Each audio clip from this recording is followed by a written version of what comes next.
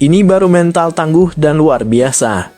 Gak ada capek-capeknya baru datang di Cina, skuad timnas Indonesia langsung jalani latihan intensif yang dipimpin Shin Tae-yong demi membawa pulang 3 poin dari Cina.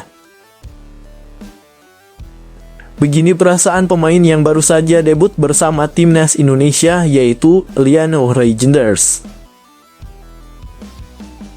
Striker timnas Indonesia mulai buas di kotak penalti lawan. Apakah ini karena faktor pelatih striker asisten Shin Tae-yong? Temukan jawabannya dalam video ini. Sebelum lanjut ke beritanya, jangan lupa untuk tekan tombol subscribe agar kamu tidak ketinggalan konten menarik lainnya dari channel Total Timnas. Ini baru mental tangguh dan luar biasa. Gak ada capek-capeknya baru datang di Cina, skuad timnas Indonesia langsung jalani latihan intensif yang dipimpin Shin Tae-yong demi membawa pulang 3 poin dari Cina. Timnas Indonesia tiba di Cina pada 11 Oktober 2024 bersiap menghadapi laga keempat kualifikasi Piala Dunia 2026 zona Asia. Tanpa membuang waktu, skuad Garuda langsung menjalani sesi latihan di bawah arahan pelatih Shin Tae-yong. Latihan ini dilakukan usai hasil imbang 2-2 melawan Bahrain yang diwarnai keputusan kontroversial dari wasit Ahmed Al-Kaf asal Oman. Keputusan tersebut dianggap merugikan Indonesia yang unggul 2-1 hingga menit-menit akhir sebelum Bahrain menyamakan kedudukan. Keputusan tersebut memancing protes keras dari pemain dan staf tim Indonesia, termasuk pelatih Shin Tae-yong yang menyebut bahwa wasit kurang adil dalam beberapa momen penting pertandingan. Meskipun kecewa, para pemain tetap menjaga fokus untuk laga selanjutnya. Saat tiba di Cina, pelatih Shin Tae-yong langsung memimpin latihan ringan untuk memulihkan kondisi fisik pemain. Sesi latihan ini difokuskan pada pemulihan kebugaran serta strategi permainan, mengingat pentingnya laga melawan Cina pada 15 Oktober mendatang. Meski hanya memiliki waktu singkat untuk berlatih, Shin Tae-yong tetap optimis timnya bisa tampil baik. Di ronde ketiga ini, Indonesia telah melakoni 3 laga, termasuk hasil imbang melawan Arab Saudi 1-1 dan Australia 0-0, serta Bahrain 2-2. Kini Indonesia mengemas 3 poin dan berada di posisi kelima klasemen grup. Hanya 2 tim teratas yang berhak lolos otomatis ke Piala Dunia 2026, sementara posisi ketiga dan keempat masih punya peluang melalui babak tambahan. Oleh karena itu, kemenangan atas Cina menjadi target mutlak bagi timnas Indonesia untuk menjaga peluang lolos ke putaran berikutnya. Ketua Umum PSSI Erick Thohir juga ikut memberikan motivasi kepada pemain, mengingatkan untuk melupakan insiden kontroversial di laga sebelumnya dan fokus pada pertandingan berikutnya. Ia berharap tim bisa bangkit dan menunjukkan performa terbaik melawan Cina. Walaupun mental dihancurkan oleh wasit, semoga para pemain timnas Indonesia tetap bisa fokus untuk menghadapi pertandingan selanjutnya melawan Cina. Karena hasil lawan Cina akan menentukan nasib peluang Indonesia untuk lolos ke Piala Dunia 2026. Bagaimana guys menurut kalian?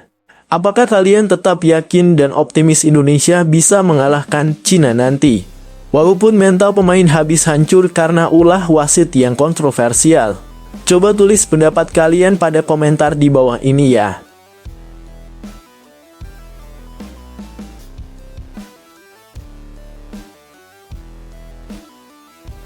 Begini perasaan pemain yang baru saja debut bersama timnas Indonesia, yaitu Liano Reijnders. Liano Reijnders mengungkapkan curahan hatinya setelah debut bersama timnas Indonesia di kualifikasi Piala Dunia 2026. Liano Reijnders debut dengan timnas Indonesia saat melawan Bahrain di putaran ketiga di Bahrain National Stadium, Kamis 10 Oktober 2024. Pemain PEC Zwolle itu masuk sebagai pemain pengganti pada babak kedua. Menit ke-46, Liano Reijnders menggantikan Sandy Walsh. Ia mengaku bangga bisa membela sang Garuda. Ini adalah momen yang sangat membanggakan.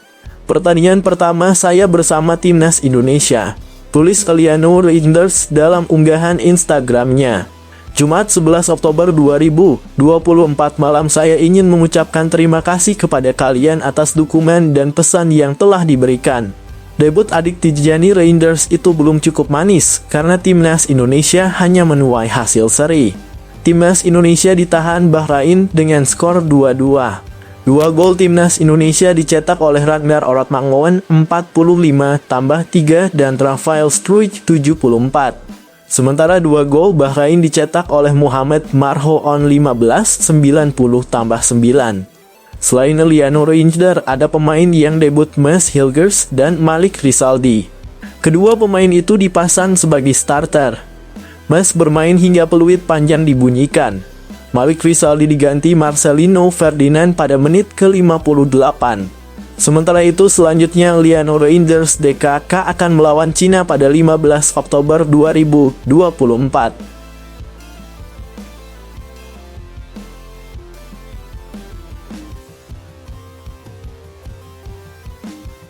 Striker timnas Indonesia mulai buas di kotak penalti lawan. Apakah ini karena faktor pelatih striker asisten Shin Tae-yong? Temukan jawabannya dalam video ini. Kehadiran pelatih striker Yeom Ki-hun di tubuh timnas Indonesia mulai memberikan dampak positif. Penyerang-penyerang Indonesia mulai menunjukkan ketajaman. Yeom Ki-hun didatangkan sebagai asisten pelatih dengan tugas utamanya sebagai pelatih striker. Ia diberi mandat untuk mengasah ketajaman penyerang-penyerang timnas Indonesia. Tugas Yeom Ki-hun mulai menunjukkan hasil. Setelah Ramadan Sananta dan Hoki Caraka menunjukkan ketajaman di Liga 1, giliran Ragnar Oratmangoen dan Rafael Struijk yang menampilkan insting buas mereka di depan gawang lawan. Pada laga lawan Bahrain, timnas Indonesia sempat kesulitan menciptakan peluang dan melepaskan tembakan ke gawang. Bahkan hingga laga memasuki menit ke-45, timnas Indonesia belum berhasil melepaskan tendangan ke gawang Bahrain. Peluang pertama timnas Indonesia didapat oleh Ragnar Oratmangoen di menit ketiga masa injury time. Peluang tersebut bisa dimaksimalkan dengan baik oleh Ragnar Oratmangoen mendapat bola dari Mads Hilgers. Oratmangoen melepaskan tembakan dari jarak dekat yang tidak bisa dihalau oleh kiper Bahrain. Timnas Indonesia pun sukses menyamakan kedudukan di penghujung babak pertama. Sementara itu, gol yang dicetak oleh Rafael Struijk lebih jelas menunjukkan insting buah striker yang dinantikan oleh timnas Indonesia. Struijk melepaskan tembakan terarah ke tiang jauh dalam sebuah skema serangan balik cepat.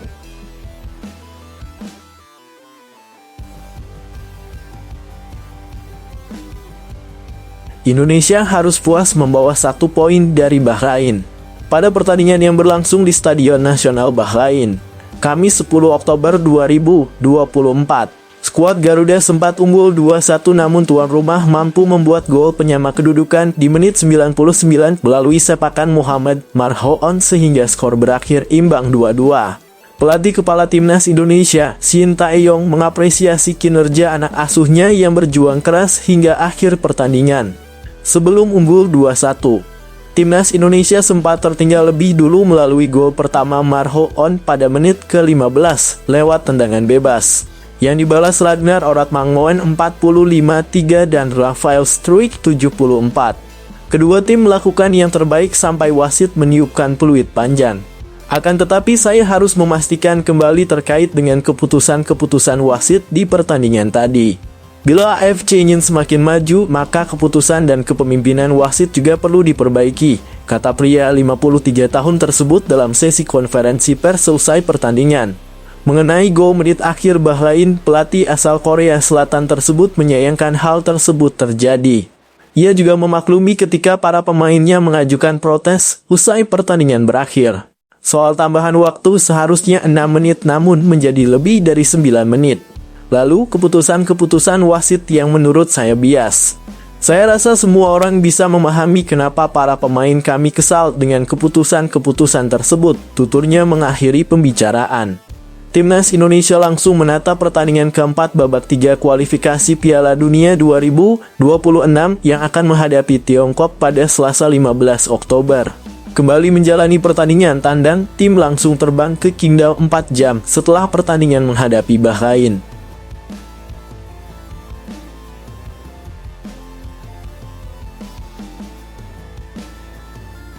Presiden Indonesia Prabowo Subianto semoga saja langsung bergerak cepat menanggapi kontroversi yang muncul setelah pertandingan antara timnas Indonesia dan Bahrain pada babak ketiga kualifikasi Piala Dunia 2026 zona Asia. Prabowo, yang juga dikenal sebagai pendukung besar sepak bola nasional, bisa saja dikabarkan menemui Presiden FIFA, Gianni Infantino, untuk membahas keputusan wasit yang dinilai tidak adil dan merugikan timnas Indonesia dalam laga tersebut. Pertemuan darurat ini dilaksanakan beberapa waktu setelah pertandingan yang penuh kontroversi itu, di mana timnas Indonesia kalah setelah sejumlah keputusan wasit yang dianggap kontroversial. Keputusan-keputusan tersebut termasuk waktu tambahan yang dinilai melewati batas yang sudah ditentukan.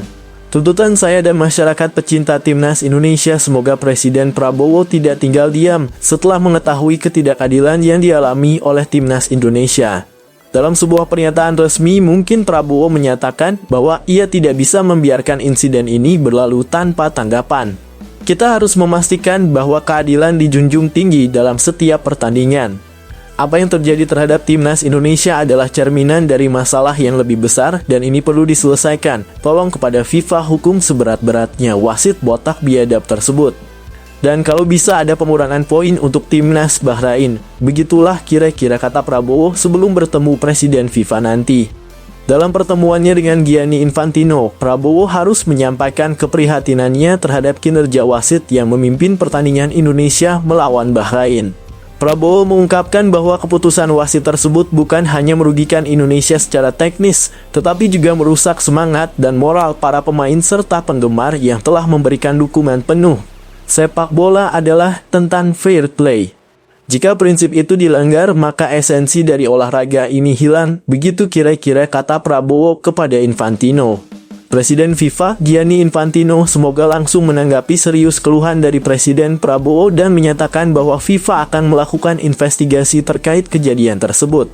Infantino juga berjanji bahwa FIFA akan terus berupaya memperbaiki kualitas perwasitan di ajang internasional, termasuk dengan meningkatkan penggunaan teknologi dan pelatihan yang lebih intensif bagi wasit-wasit yang bertugas.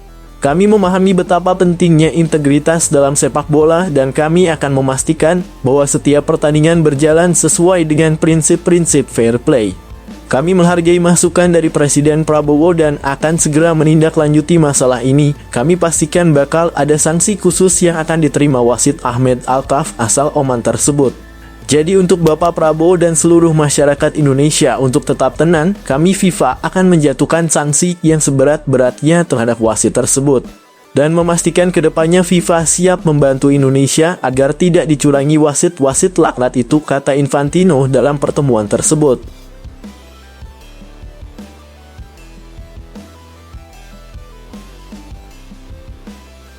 Pertandingan tim nasional timnas Indonesia versus Bahrain berakhir imbang 2-2 dalam kualifikasi Piala Dunia 2026 zona Asia, Kamis 10 Oktober 2024 malam.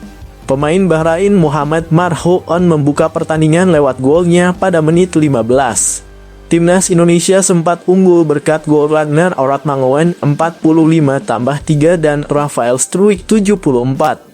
Namun keputusan wasit Ahmed Alkaf yang tidak menghentikan laga babak kedua meski injury time habis membuat Mohamed Marhoon kembali mencetak gol pada menit ke-90+9. Dengan hanya bermain imbang dari Bahrain, Indonesia kini menempati peringkat kelima dalam klasemen. Sementara Bahrain ada di posisi keempat berkat koleksi 4 poin. Lalu bagaimana peluang Indonesia lolos ke Piala Dunia 2026? Timnas Indonesia dijadwalkan menjalani pertandingan putaran ketiga kualifikasi Piala Dunia 2026 zona Asia sejak Jumat 6 September 2024 hingga Selasa 10 Juni 2025. Indonesia tergabung dalam grup C bersama Jepang, Arab Saudi, Australia, Cina, dan Bahrain. Indonesia berpeluang lolos langsung ke Piala Dunia 2026 jika menjadi juara atau peringkat kedua grup kualifikasi. Sejauh ini tim grup C telah melakoni 3 dari 5 pertandingan putaran ketiga. Jepang saat ini menduduki posisi puncak klasemen grup C dengan 9 poin dari 3 kemenangan. Posisi kedua ditempati Australia yang memiliki 4 poin dengan catatan 1 kali menang, 1 seri, dan 1 kalah.